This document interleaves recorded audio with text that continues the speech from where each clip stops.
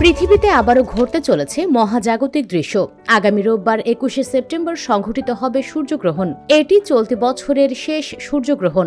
ভারতীয় পঞ্জিকা অনুসারে রোববার 21শে সেপ্টেম্বর পৃথিবীতে সংঘটিত হওয়া সূর্যগ্রহণটি হবে আংশিক সূর্যগ্রহণ। তিথি অনুযায়ী ওই দিন থাকবে অমাবস্যাও। গত 7 সেপ্টেম্বর চন্দ্রগ্রহণের রক্তিম চাঁদ দেখার সাক্ষী হয় বিশ্ববাসী।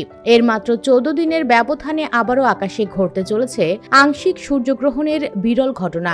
জানা যায় সূর্যগ্রহণের দিন পৃথিবীর একাংশ অন্ধকারে ঢেকে যাবে। গ্রহণটি 4 ঘন্টা 24 মিনিট স্থায়ী হবে। এদিকে মঙ্গলবার 15 সেপ্টেম্বর বাংলাদেশ আবহাওয়া অধিদপ্তরের এক সংবাদ বিজ্ঞপ্তিতে সূর্যগ্রহণের সময় জানানো হয়েছে। বিজ্ঞপ্তি অনুযায়ী আগামী রোববার 21শে সেপ্টেম্বর রাত 11টা 29 মিনিটে আংশিক সূর্যগ্রহণটি শুরু হবে। গ্রহণ শেষ হবে দিবাগত রাত 3টা 53 মিনিটে। পূর্ণ আংশিক সূর্যগ্রহণের দৃশ্য দেখা যাবে 1টা 41 মিনিটে। বিজ্ঞপ্তিতে আরও জানানো হয়, বাংলাদেশের রাত থাকায় আংশিক সূর্যগ্রহণটি বাংলাদেশ থেকে দেখা যাবে না। তবে নিউজিল্যান্ড, পূর্ব মেলানেশিয়া, দক্ষিণ পলিনেশিয়া এবং পশ্চিম অ্যান্টার্কটিকার অঞ্চলে গ্রহণটি দৃশ্যমান হবে।